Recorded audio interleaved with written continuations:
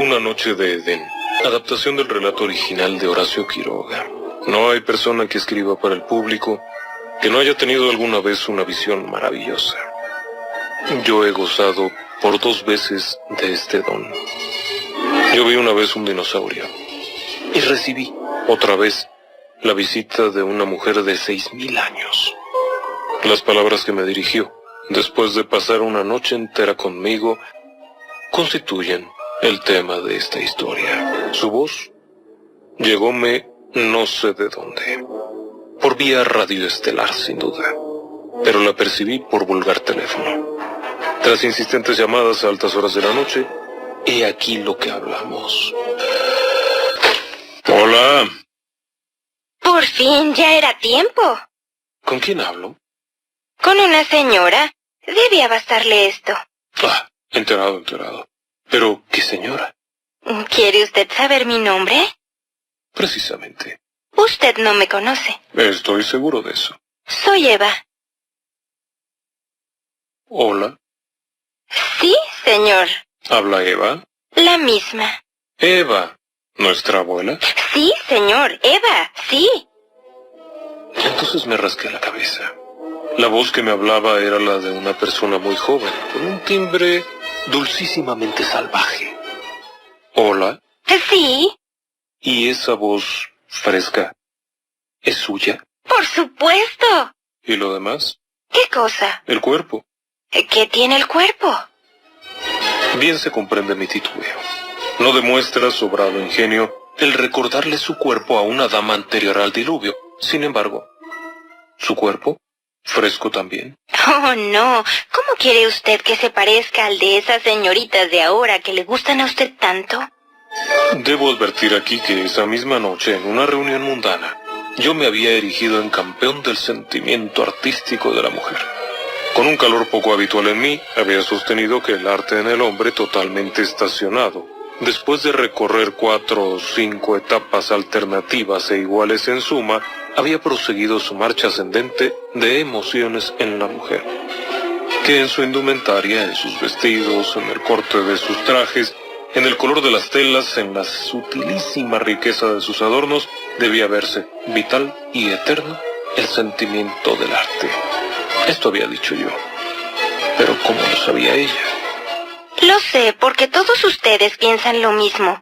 Igual pensaba Adán. Pero creo entender que en el paraíso no había más mujer que usted. ¿Y usted qué sabe? Cierto, yo no sabía nada. Y ella parecía muy segura, así es que cambié el tono. Quisiera verla. ¿A quién? ¿A usted? ¿A mí? ¿Sí? Ah, es usted también curioso. Le voy a causar horror. Aunque me lo cause. Es que no estoy vestida. ¿Comprende usted? En el fondo del espacio donde me hallo. Y además soy demasiado vieja para no infundir horror, aún a usted. Puedo, sin embargo, vestirme si usted me proporciona ropas, con una condición. ¿Todas? Oh, muy pocas. Que me lleve con usted a ver señoras bien vestidas, como se visten ahora. O condescienda usted. Hace miles de años que tengo este deseo, pero nunca como desde anoche. Antes nos preocupábamos muy poco del vestido. Ahora ha llegado la mujer al límite en el sentimiento del arte. Mis propias palabras, ¿cómo se ve? Desde ese oscuro fondo del tiempo y del espacio. ¿Cómo? La serpiente de Adán, señor mío. ¿De Adán? No, señora. Suya. No, de Adán. De las mujeres son yararás que usted conoce, y una que otra serpiente de cascabel. Crotalus terrificus. Eso es. Pero no son las víboras, sino el maravilloso vestido de la mujer de ahora lo que deseo ver. No puedo imaginarme qué puede ser ese arte sutil que enloquece a las personas como usted. Por segunda o tercera vez, la ilustre anciana la emprendía conmigo. ¿Qué hacer? Yo podía proporcionar a mi interlocutora las ropas que esperaba de mí, y podía también proseguir la aventura que llegaba hasta mí desde el fondo de la eternidad, a través de un trivial teléfono.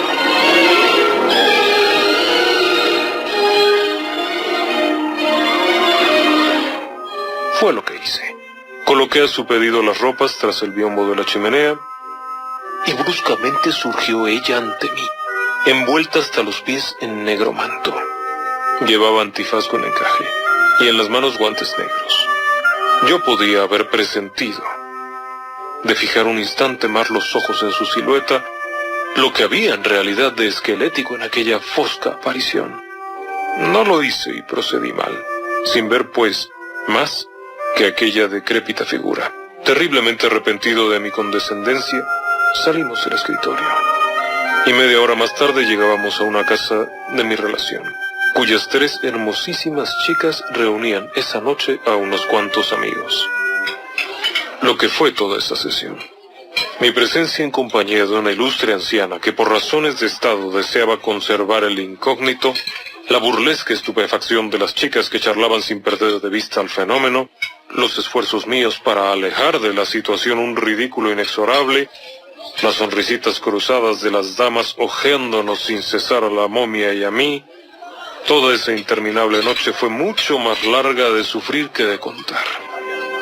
Regresamos a casa sin haber cambiado una palabra, ni en el auto ni en los instantes en que dejé el sobre todo sobre una silla, y el sombrero no sé dónde. Pero cuando me hube sentado de costado al fuego, sin mirar otra cosa que el hogar de la chimenea y disgustado hasta el fondo de mi alma, la dama, de pie, tomó entonces la palabra. Yo me voy, señor. Ni por mi situación ni por mi edad estoy en estado de permanecer más en su compañía. Por grata que me sea, pues no soy desagradecida. He visto lo que deseaba y me vuelvo. Pero antes de partir, deseo que usted oiga algunas palabras. Dígame, la escucho. Ustedes, los hombres, se han hartado de proclamar que la coquetería es patrimonio de las hijas de Eva, culpa mía si usted quiere, y que el mundo marcha mal desde que la primera mujer coqueteó con la serpiente. Yo podría aclarar este concepto, pero no quiero volver sobre una historia demasiado vieja, aún para mí. Puedo decir, no obstante, que el adorno, la coquetería en la mujer, era una cosa muy sencilla, pues no teníamos para coquetear más que la cabellera. Después hubo otras muchas cosas, pero a pesar de nuestra orfandad al respecto, algo pude hacer con mis 17 años. Usted debe saberlo por la Biblia. Claro. Pues bien, desde mucho tiempo atrás, yo quería reencarnar en la vida contemporánea, mas era indispensable para ello que viera cómo se visten las mujeres de ahora. ¿Qué podía hacer yo con mi pobre coquetería del paraíso, con mis escasos adornos de muchacha anterior al diluvio? Por esto, y desesperanzada ya de reencarnar por largo tiempo con una nueva vida, he tomado la determinación de hacerlo por unas breves horas, y he elegido las horas pasadas para ponerme en contacto con el escritor que me escucha, y con las señoritas que gustan a ese escritor. Por lo poco que he visto, el mundo de ustedes ha progresado inmensamente en 6.000 años, y hay ahora cosas admirables. Lo que no hay, óigame usted, es progreso en el adorno de la mujer. Ustedes lo creen así porque dichos adornos cuestan dinero. En mi época, una chica estaba bien vestida cuando, además de ser bella, llevaba en los cabellos flores o plumas de garza, tapados de pieles sobre los hombros, sartas de perlas en el cuello y un abanico de grandes plumas en la diestra. Hoy, señor enamorado, después de 6.000 años de febril progreso, de incalculables esfuerzos de la inteligencia y del arte, de sutiles refinamientos estéticos, hoy las mujeres bien vestidas llevan, exactamente como en las edades salvajes, plumas en la cabeza, pieles en los hombros, piedras en el cuello, flores en la cabeza y grandes plumas en la mano. ¿Dónde está el progreso? ¿Quiere usted decirme? ¿Qué ha inventado de nuevo la mujer actual? ¿En qué revela su decantado refinamiento de arte? Bah, señor, ustedes se dejan engañar a sabiendas con su devoción feminista. Pero salvo uno que otro detalle, la dama original y elegante de hoy debe recurrir fatalmente para su adorno a los miserables elementos del oscuro mundo primitivo. Las pieles, las plumas, las piedritas que brillan. Y no solo no se ha conquistado nada, sino que se ha rebajado el valor de tales adornos. El valor de una piel sedosa está en la fatiga que ha costado el obtenerla. El amante primitivo que a costa de su sangre conquistó al animal mismo, la piel para adornar con ella a su amada, consagró con ese precio el alto valor del adorno. Es bella la piel en los hombros de una muchacha porque el hombre que la amaba se desangró por conseguírsela. Este es su valor, como el de una obra de arte cualquiera, que para ser tal debe dejar exhausto un corazón. Hoy no es la muchacha más amada la que le luce la piel, sino aquella cuyo padre tiene más dinero. Y volveré a la nada en que he dormido 6,000 años sin comprender cómo las amigas de usted y las otras y todas las mujeres de hoy sienten tanto orgullo de lucir una piel que no ha conquistado el varón que aman, sino que han debido pagar muy caro al peletero. Y sin comprender tampoco cómo ustedes los hombres no se mueren de vergüenza cuando se sienten orgullosos de ver a sus novias lucir un adorno que ustedes mismos han sido incapaces de obtener, y por el que otro hombre, también joven y buen mozo como ustedes, dio todo su valor y su sangre en una cacería salvaje. Solo esto quería decirle. Ahora, señor, me vuelvo. Le he sido a usted demasiado cargosa con mi ancianidad y mis tonterías para que no conserve usted de mí ni el recuerdo. Permanecí impasible, sin apartar los ojos del fuego. ¿Quiere usted, sin embargo, guardar un vago recuerdo mío? ¿Lo autorizaría a usted a sacarme una fotografía? Sin hacerme rogar de nuevo, pues deseaba concluir de una vez con aquel atroz absurdo, me levanté. También sin mirar a la dama.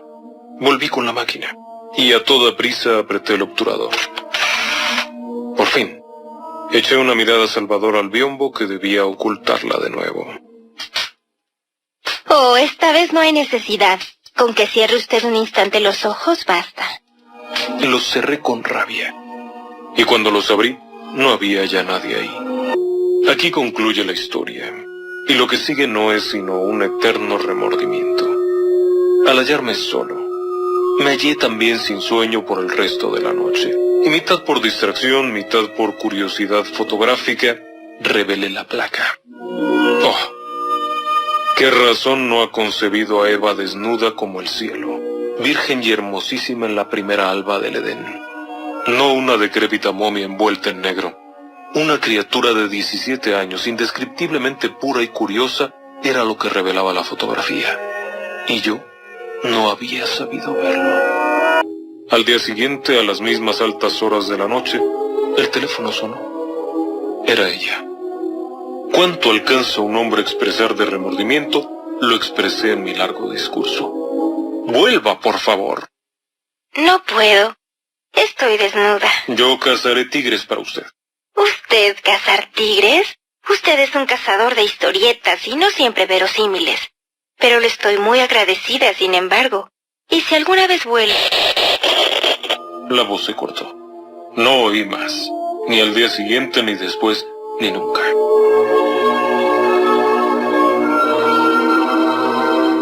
Una noche de Edén. Horacio Quiroga.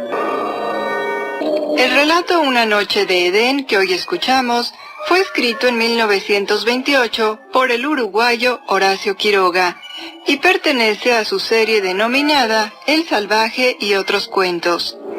En esta historia Quiroga manifiesta algunos aspectos de su experiencia personal. Ya que vivió en la selva amazónica, conocía la peligrosidad de los animales, así como el uso de algunas de sus partes como adornos. Por lo tanto, valoraba la valentía que implicaba el dominio de las criaturas salvajes por parte de los hombres para la obtención de pieles, plumas y otros accesorios decorativos para las damas. Por otra parte, el cuentista expresa su gusto por las mujeres jóvenes al representar a Eva como una chica de 17 años de edad. En su juventud, Quiroga se enamoró de una chica llamada María Esther Jurkowski, quien inspiró sus relatos Las Sacrificadas y Una estación de amor. Sin embargo, el origen judío del adolescente provocó que sus padres terminaran con esa relación. A los 30 años, Horacio se enamoró de una de sus alumnas, la adolescente Ana María Cires, a quien dedicó su novela Historia de un amor turbio. Ana María fue la madre de su hija Eglé y de su hijo Darío. Pero después de 6 años de estar casados, Ana María se suicidó. 12 años después, a los 51 años de edad, el escritor se enamoró nuevamente de una adolescente de 17 años, Ana María Palacio. La familia de esta joven no permitió que Quiroga se la llevara a vivir a la selva. Esta triste experiencia la relata en su obra Pasado Amor. Su última y definitiva pareja fue María Elena Bravo, una compañera de escuela de su hija Eglé, quien se casó con él cuando solo tenía 19 años, y quien fuera madre de su segunda hija. Pero las relaciones de Quiroga con las mujeres siempre fueron trágicas, empezando porque 2 de sus hermanas, Pastora y Prudencia, murieron de fiebre tifoidea. Su primera esposa, Ana María Cires, se suicidó padeciendo una semana de agonía. María Elena Bravo, su segunda esposa, y la única adolescente que lo amó sin sortear oposiciones familiares, lo abandonó en medio de la selva después de 6 años de matrimonio, llevándose a Pitota, la pequeña hija de ambos. Por último, como un tema autobiográfico, en Una noche de Edén, Quiroga refleja su rechazo a los hombres que no son capaces de luchar con alguna bestia para obtener los favores de la mujer a la que aman. Y tal vez fuera esa la razón por la cual era tan importante para él obtener los favores de mujeres tan jóvenes, ya que de alguna manera la juventud de sus parejas le hacía alcanzar una especie de inmortalidad que tanto deseaba, debido a la serie de muertes violentas que le rodearon. Su padre y su padrastro murieron, lo mismo que su amigo Federico Ferrando, a quien él mismo mató accidentalmente al revisar un arma con la que el muchacho pretendía batirse en un duelo. Y más tarde el suicidio de su esposa Ana María Cires y el de su hija Eglé, ocurrido un año después de su propia muerte. Como Augusto Monterroso expresó, los cuentos de Quiroga están unidos por un hilo común. La mayoría participa de la fatalidad o de lo ingrato. Así el protagonista de Una noche de Edén no se percata a tiempo de la belleza y de la juventud de Eva, y cuando desea recuperarla, ya es demasiado tarde.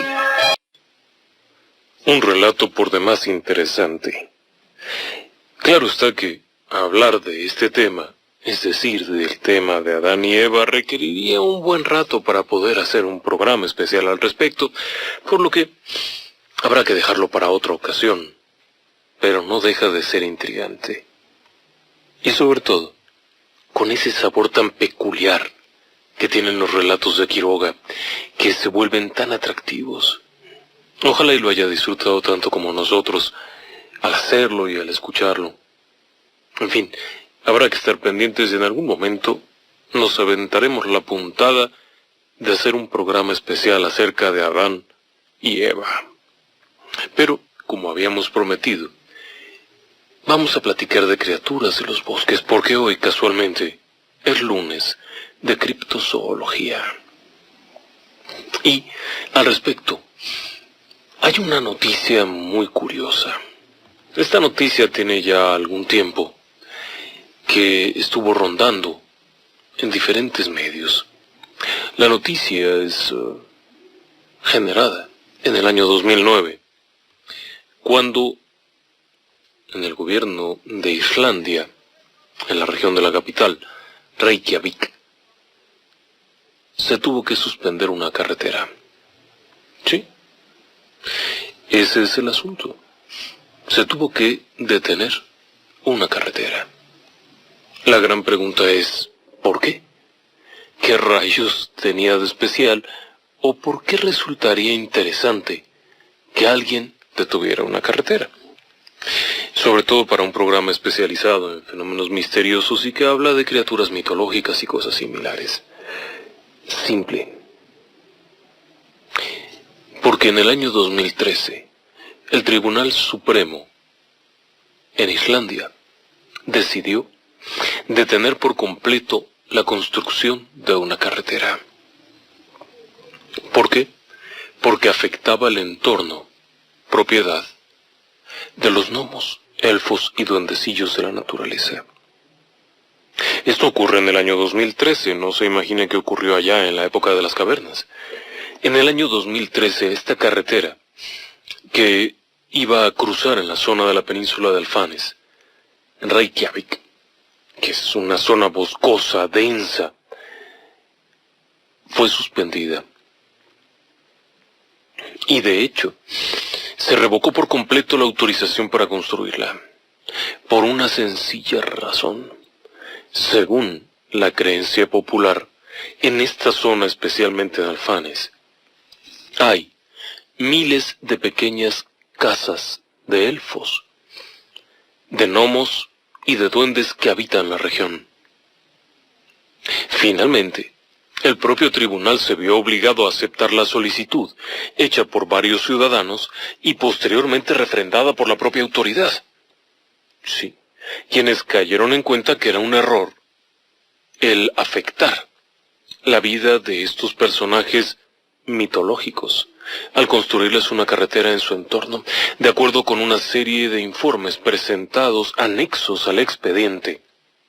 Un grupo de expertos en la temática criptozoológica y muy especialmente en el tema esotérico relacionado con toda la elfología pudieron acreditar que en diferentes partes del mundo en donde se han desarrollado obras similares, estas han afectado el entorno de tal manera que los seres élficos, en este caso los gnomos, los trolls, los duendes, han prácticamente desaparecido de esos lugares.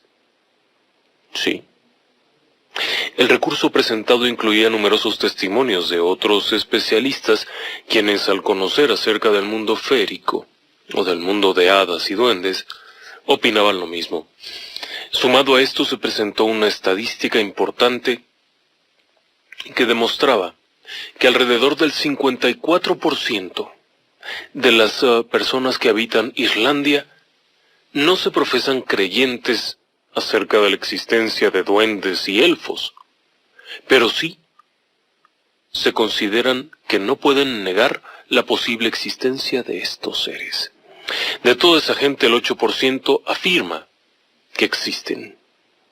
Es decir, alrededor de probablemente 4% del total de la población afirma que existen. Pero quizá lo más sorprendente es que el 3% de la población finlandesa sostiene haberlos encontrado. ¿Sí? El estudio presentaba además informes acerca de la manera en que las personas los habían visto, toda una estrategia de protección y cómo evitar que la gente ordinaria fuese allá y dañara el entorno.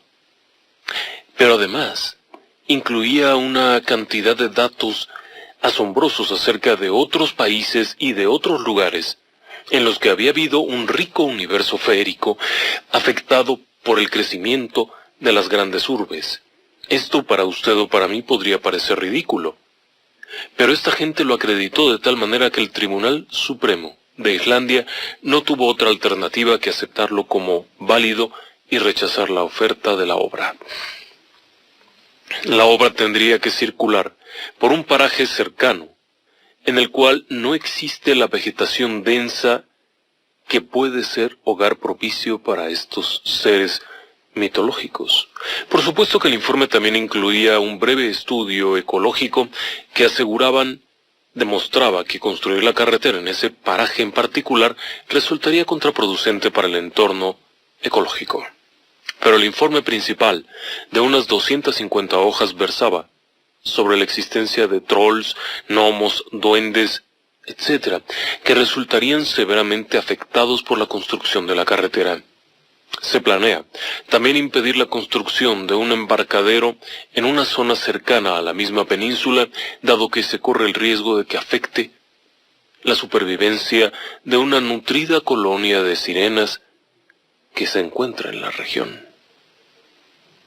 Déjeme que vaya un corte. Regreso enseguida. El reporte presentado se apoyaba fuertemente en una serie de testimonios de videntes, conocidos como Huldufolk, o personas con una capacidad especial. Estos seres que fueron descritos habitarían alrededor de las manchas urbanas, mas nunca dentro.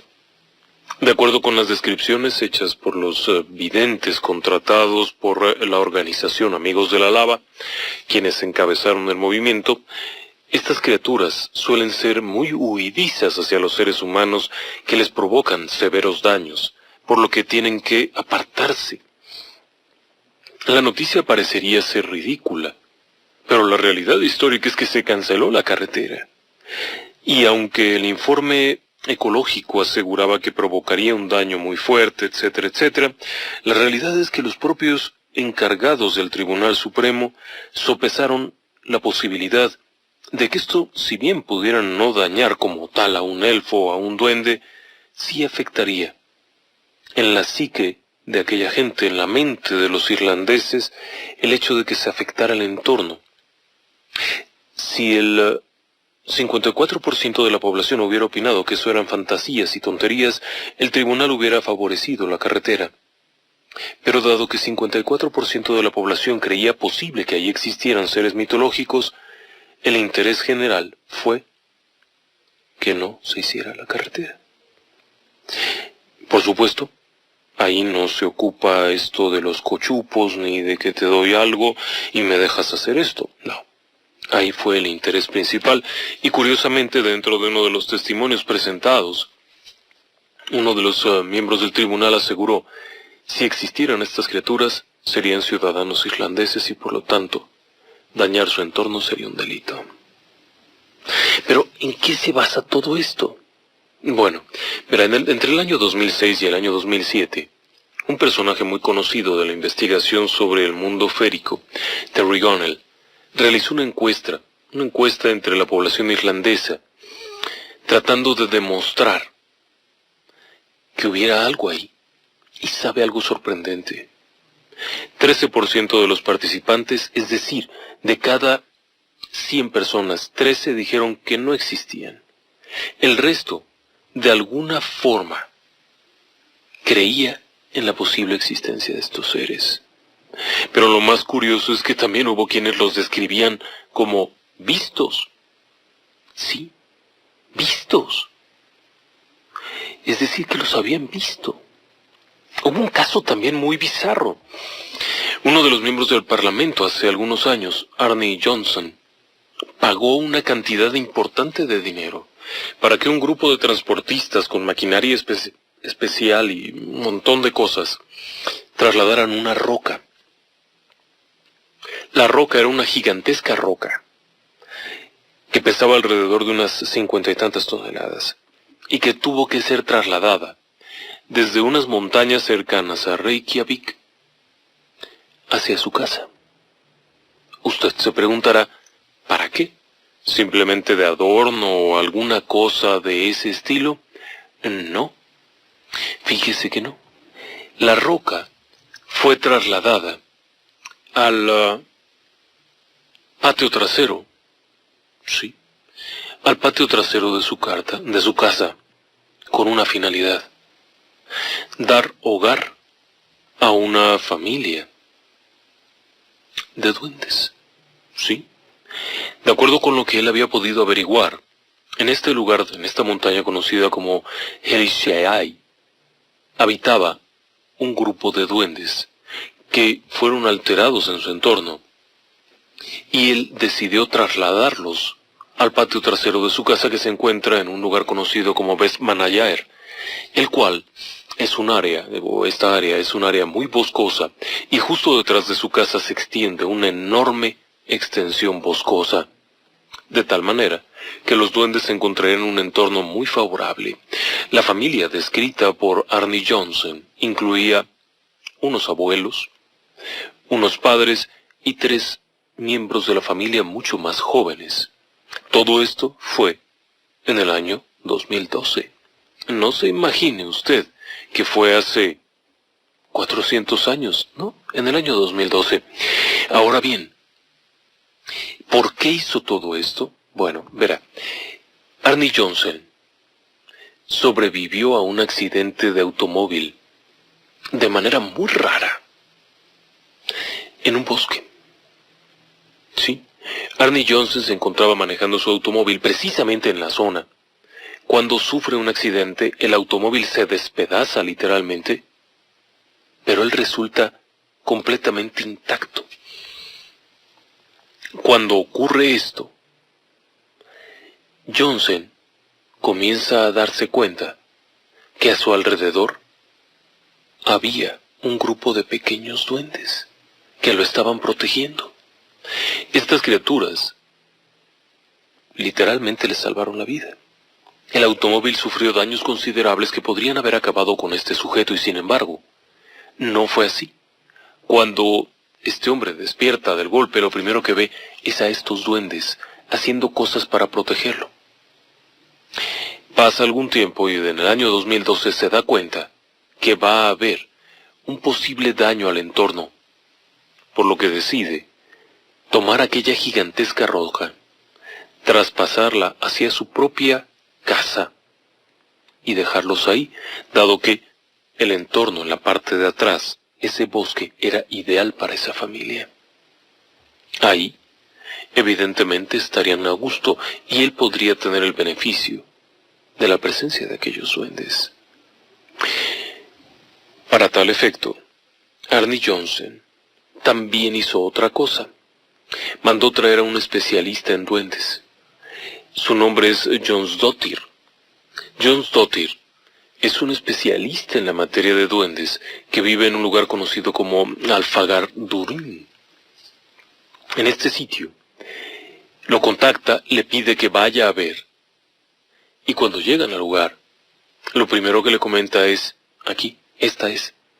Aquí han vivido durante siglos una generación de duendes. Esta es la roca que debemos de llevar.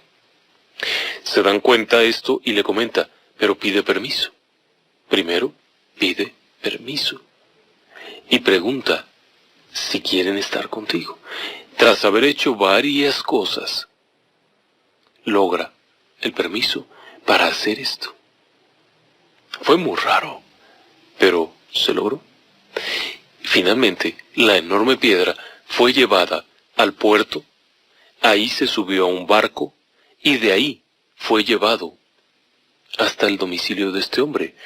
Cabe señalar que para el movimiento hubo una cosa muy extraña. La roca completa fue envuelta en una especie de funda y se colocaron varias cestas que tenían en el interior piel de borrego, linos y cosas, de tal forma que los duendes fueran ahí dentro. Esto se lo explicó el vidente a los duendes para que supieran qué es lo que iba a ocurrir y que estuvieran preparados para moverse hacia estas cestas y disfrutar el viaje. Puede parecer extraño. Bueno, ciertamente ha habido algunas cosas, pero el hecho es que lo hizo y consiguió todos los permisos para hacerlo, bajo la premisa de respetar el folclore. Cabe señalar que Arnie Johnson también tuvo algunos affairs, algunos asuntos que ver con la justicia, aún siendo miembro del Parlamento, por irregularidades en el manejo del agua. Sí. Así es que, finalmente, puede tener también su cara oculta. Como sea, lo curioso es que este hombre, siendo un funcionario público de alto nivel, pudo hacer esto porque creía en ello.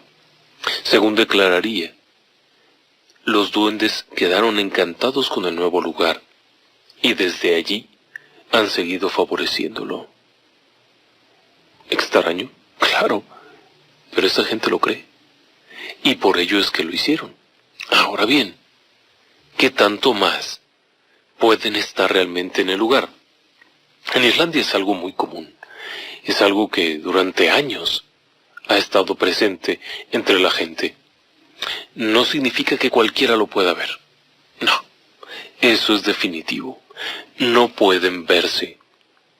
No todas las personas. Claro está que en algunos casos sí llega a poderse ver, pero solamente con ciertas personas que son consideradas como sobredotados o personas con una capacidad muy especial para poder ver a estos duendes.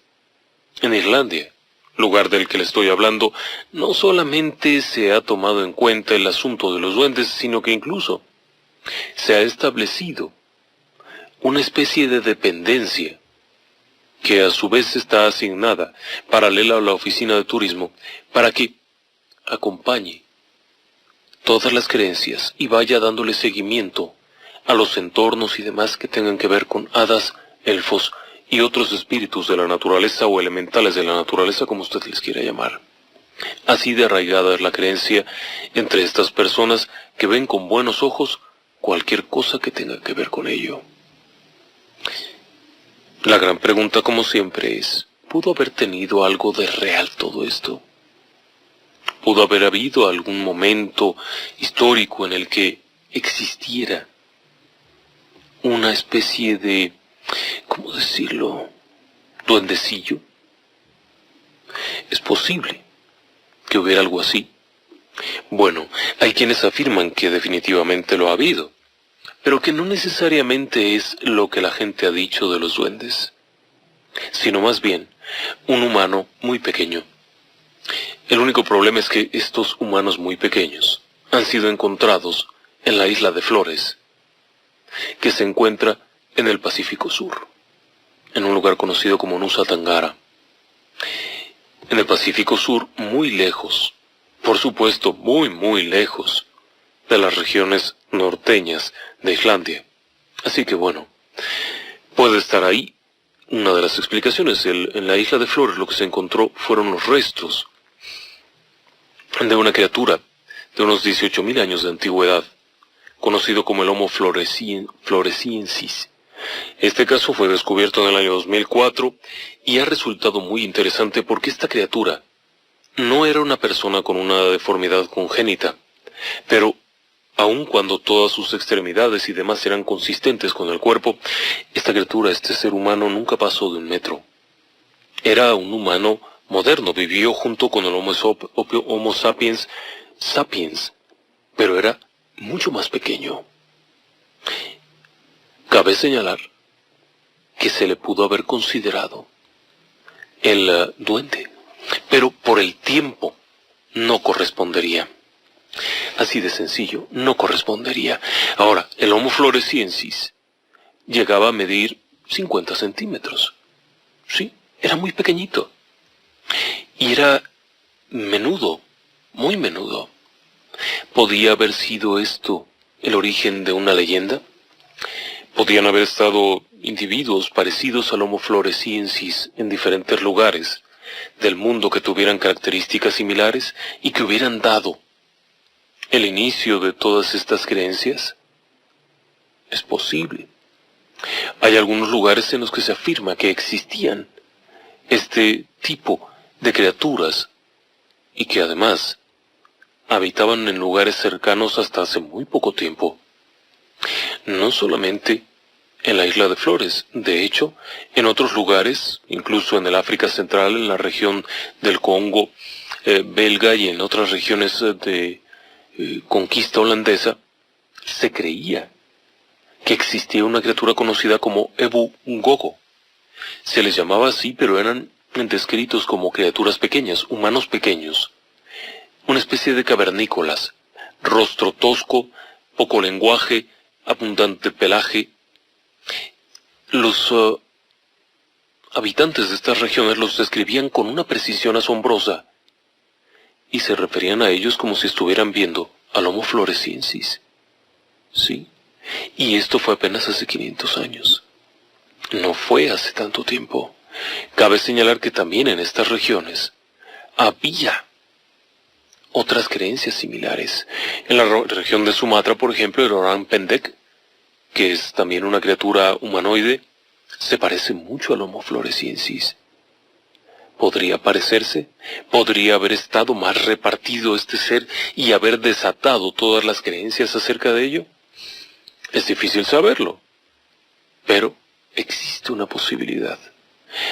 Y esto podría haber justificado el que existieran todos estos relatos acerca de duendes y de hadas. Podría haber sido. Pero también habría que preguntarse, ¿esto significaría, por ejemplo, ¿Que era real la existencia de algunas cosas? Bien, vamos viendo. Hay una especie de criatura pequeña que se encontró en un lugar conocido como las montañas de San Pedro, en Wyoming, en los Estados Unidos. Es una criatura muy pequeña. En un principio se pensó que sería probablemente una confección, una especie de trabajo hecho a mano. Los antiguos habitantes de la región, los indios Shoshone, hablaban de estas criaturas. La momia, o lo que haya sido, se encontró en 1932. Los Shoshone y los Cherokee, todos ellos nativos americanos, conocían acerca del Yungui Susdi, el cual era conocido, traducido al español es gente pequeña. El Yungui era descrito como criaturas amigables y serviciales que no llegaban más allá de la rodilla de un hombre. ¿Qué le parece? Le parecerían elfos, o probablemente duendecillos. Bien, el detalle curioso es que esta especie de trabajo de piedra, que se pensó en un momento que era de piedra, encontrado en 1932, fue revisado por el Departamento de Antropología de Harvard y posteriormente el Museo de Historia Natural lo recupera, lo analiza y comienza a darse cuenta primero que no era una talla ni un trabajo hecho a mano, sino que era una persona. De hecho, cuando se realiza una radiografía detallada de esta criatura, conocida simplemente como la personita, o el Yungui Susdi, se descubre un detalle. Había un esqueleto dentro. Era una momia humana. Pero eso no era todo. No. Cuando se comienzan a hacer una serie de estudios acerca de qué tiene esto, de dónde ha salido, porque una de las posibilidades es que en realidad fuese una persona no nata, es decir, una persona que perdió, no nacido, sino que se perdió en un embarazo fallido y se le mantuvo como una momia. Pero resulta que una vez que se realizan los estudios correspondientes, se detecta que esta criatura tuvo 65 años. ¿Sí? La forma, el deterioro, etcétera, etcétera, era de un ser humano de 65 años de edad, pero no medía más allá de unos 40 centímetros, lo cual hace pensar en un duende. Déjeme que vaya un corte, regreso enseguida. El caso es que esta pequeña momia encontrada en territorio Shoshone demostraba ser un asombroso hallazgo, aun cuando hubo cierta controversia en cuanto a si era o no. Lo que aparentaba era ser una criatura de edad avanzada, de apenas unos 40 centímetros. Pero hay un problema. No se puede revisar nuevamente porque aparentemente la pieza encontrada en estas montañas de San Pedro está perdida. Tras la muerte de sus propietarios, quienes habían descubierto aquello, simplemente la pieza se perdió. Pero aún así, existen 2 o 3 casos parecidos. No solamente es el caso particular de la montaña de San Pedro. Hay otros casos. Al igual que los Cherokee, los Shoshone, hay un caso en Ohio. Este ocurrió mucho tiempo atrás, en 1837, casi 100 años antes de lo encontrado en las montañas de San Pedro. De acuerdo con el American Journal of Science, en 1837, se encontró algo muy raro en un lugar conocido como Coshocton, en Ohio, en los Estados Unidos. En este sitio, los excavadores de un túnel de una mina se toparon con lo que parecía ser un entierro. Sí, un entierro, en ataúdes. No se podía saber muy bien porque los restos de madera estaban muy deteriorados, pero lo que sí había eran estos pequeños cuerpos. Y no solamente era uno. De acuerdo con lo descrito en el American Journal of Science de 1837, se encontraron varios de estos pequeños ataúdes, en cuyo interior se encontraban restos bastante similares a los de un ser humano, pero de más o menos unos 90 centímetros de altura, hasta 1,20 quizá los más grandes. El número era abundante, sí, como si se tratara una especie de ciudad. El número de tumbas descrito por estas personas fueron numerosas. El detalle es que no hubo más información. Los datos acerca de aquel entierro o de aquel hallazgo simplemente se perdieron en el tiempo. ¿A qué se debió? Bueno, probablemente se perdieron las ubicaciones y demás con el paso del tiempo. Ten en cuenta que hubo la guerra de secesión, después hubo otros enfrentamientos. Estados Unidos es un país que estuvo muy involucrado en el tema bélico a finales del siglo XIX. El hecho es que aquella gente también hablaba de lo mismo. Sí, los antiguos habitantes de Ohio, la gente de las tribus Coshocton, también creían en esto. Y las cosas siguen igual.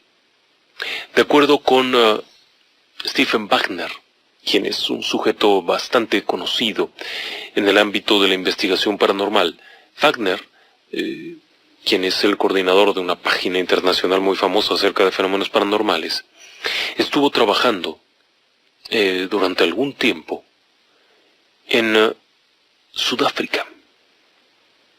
Sí, en ese sitio tuvo oportunidad de conocer a una persona que cerca de una reserva natural conocida como la Reserva de los Manglares, se topó con algo asombroso. Sí, gente pequeña. De acuerdo con lo descrito, todo ocurrió en 1986, cuando al caer la tarde, un grupo de turistas se encontraba caminando por la reserva natural en una serie de andadores que están dispuestos para el turismo y que se adentran en esta densa región, cuando de pronto comenzaron a ver que gente pequeña salía y se colocaba por ahí en una actividad como si estuvieran haciendo algo de manera conjunta. Iban y venían, interactuando entre ellos. Aquello fue muy breve. Según describió este testigo, apenas unos 10 o 20 segundos. Pero cuando la visión desapareció se percató que no era el único que la había tenido. De hecho, la gran mayoría de los visitantes en aquella ocasión, de 1986, habían podido ver eso frente a ellos. La gran mayoría, por supuesto, salió corriendo y escaparon del lugar temiendo que se tratara de algo grave. Claro, no resultaba tan grave. De hecho, para los guardias y guías que viven diariamente en aquella región, la presencia de aquellos pequeñines es algo normal y definitivamente inofensivo. Según contaron, en el lugar habitan unas 20 o 30 de estas pequeñas criaturas, no más de unos 60 centímetros. Activos, muy activos y fáciles de observar. Solo hacen falta 2 o 3 elementos. El primero de ellos, paciencia. El segundo de ellos, silencio. Y el tercero, suerte, porque no siempre están en el mismo lugar, así es que no siempre se pueden ver desde el andador. Pero ahí habitan, aunque usted no lo crea. Déjeme que vaya a un corte muy breve, regresamos enseguida. Claro está que la pérdida de este elemento hace un poco difícil el que se pueda acreditar algo más. Pero, de ser cierto que esta pequeña momia fuese un adulto, con una edad de 60 y tantos años, ciertamente llamaría la atención. Porque podría significar la existencia de alguna especie de seres humanos mucho más pequeños, probablemente equivalentes a los duendes.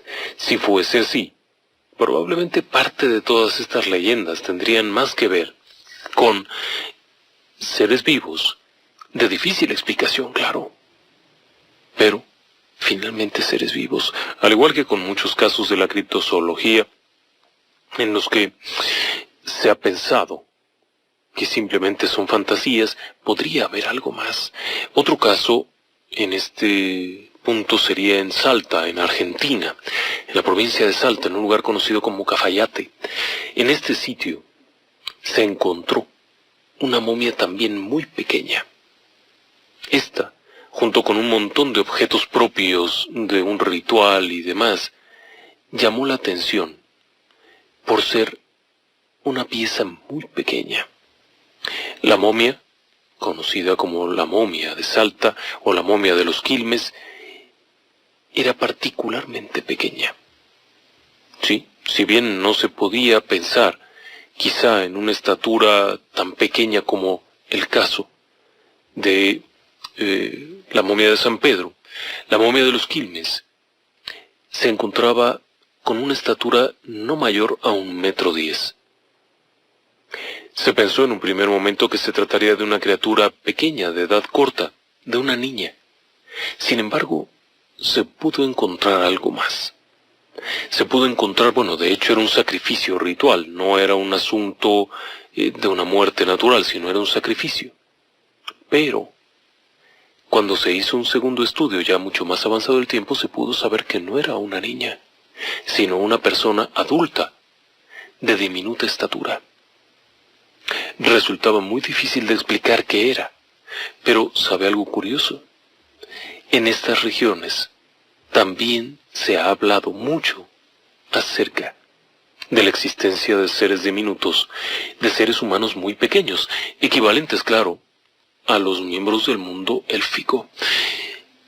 Y ahí hay una cantidad de historias asombrosa. Por supuesto que las regiones propias de estos duendecillos y demás, pues es territorios muy fríos. Irlandia, regiones al norte de España, al norte de Francia, regiones al norte de Canadá, territorios de densa vegetación boscosa y muy fríos. En estos escenarios hay numerosos relatos, incluso hay un caso relativamente reciente, fue hace quizá unos 30 años, en los años 80, cuando ocurrió algo muy raro. Esto fue en Islandia. En este lugar, un sujeto conocido como Magnus Skarfedinson, quien ha estado trabajando en este tema durante años y entrevistando personas y demás, encontró una historia muy interesante de una persona de nombre Eli. Este hombre, quien por cierto también trabajaba para el gobierno en la ciudad de Hafnarfjordur, resultó que, bueno, tenía una historia estupenda. Sí. Un buen día encuentra unas tijeras sorprendentes dentro de su casa. En su cocina, de hecho. Unas tijeras para cocina, pero definitivamente no eran suyas. Tampoco era de ningún visitante porque no había ido nadie de visita y no vivía nadie más. Lo sorprendente fue que unos días después, exactamente como habían llegado, las tijeras desaparecieron, sin que nadie las hubiera tocado. Lo interesante del tema es que en cierta tarde, poco antes de que aparecieran las tijeras, esta persona, Eli Erlingsdottir, estaba hablando consigo misma acerca de la urgencia que tenía de unas tijeras. Unas horas después aparecieron estas sobre la mesa de la cocina. Por supuesto, cuando pasó el tiempo, simplemente desaparecieron, cuando ya no las necesitaba. Por lo tanto, cuando consultó con una persona dedicada a la investigación de estos temas, para pedirle una opinión, éste le recomendó que hiciera un acto de agradecimiento. Había sido un préstamo de los duendes que habitan la región cercana a su casa. Cabe señalar que Eli Erlingsdottir vive a escasos metros de una zona boscosa en la que durante siglos se ha pensado que hay elfos, duendes y gnomos. Por su parte, Andri Snaer Magnason, quien también trabaja en estas temáticas, aseguró la importancia de creer en esto. Sí, y de no permitir que se les dañe. Según estas personas, no solamente se trata de cuidar los pájaros o de los osos y demás, sino de cuidar el entorno de los duendes, ya que estos se encargan de controlar no solamente cuestiones muy personales de cada quien, sino también el entorno, el ambiente, de evitar la proliferación de algunos animales que resultarían una plaga, etcétera, etcétera. En pocas palabras, esta gente sí se la cree. La gran pregunta es, casos como el de la momia de San Pedro, ¿serían los que han motivado que esta creencia se arraigara durante tanto tiempo? No necesariamente. El hombre de Flores tampoco sería un caso parecido, porque además la distancia entre una cosa y otra ha sido enorme. Tenga en cuenta que estos sucesos ocurridos en la isla de Flores están a miles de kilómetros de distancia de la región de Islandia, en donde principalmente se cree en estas temáticas. Entonces, ¿por qué ocurre eso? Bueno, eso es un poco difícil de explicar, pero el hecho es que esta gente cree que ahí habitan gnomos y duendes. Ahora, ¿cómo son? Ese es un punto interesante. La gran mayoría de las personas con las que he tenido oportunidad de platicar, que aseguran que existen o que han visto este tipo de criaturas, las reportan como criaturas de apariencia muy similar a la de las caricaturas. Duendecitos de sombrero, con zapatitos muy peculiares, etcétera, etcétera. ¿Sabe algo curioso? En estos lugares, en Islandia y demás, no es así. No. En estos lugares, la descripción hecha acerca de los gnomos y los duendes se parece más a las de personas ordinarias, personas comunes, pero muy, muy pequeñitas, salvo en un par de honradas excepciones por ahí en las que se les ha descrito como habitantes con ropas extrañas. Las otras ocasiones se les describe como personas normales, claro, con una vestimenta peculiar y con ese tamaño tan peculiar y tan pequeño. Pero no deja de ser curioso. En México, claro, también hay sus propias variantes, también hay algunas creencias acerca de gnomos y duendes, pero en México es diferente. Incluso en México existe una variante que sería el gnomo y el duende urbano, que ha sido descrito como habitante de las zonas urbanas. Esto es atractivo en muchos aspectos porque se describe como criaturas que viven en las ciudades alrededor de las personas y que se han acostumbrado, al igual que cualquier otro animal doméstico, a vivir en las inmediaciones. Claro que pueden ser hasta cierto punto agresivos cuando son indispuestos por alguna razón o cuando se hace algo inadecuado y como consecuencia se molestan. ¿Qué le parece a usted?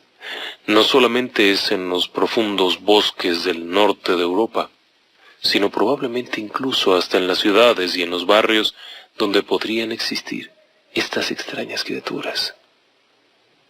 En algún momento habrá que platicar del tema. Muchísimas gracias por haberme acompañado y les esperamos aquí mismo mañana en Relatos del Lado Oscuro.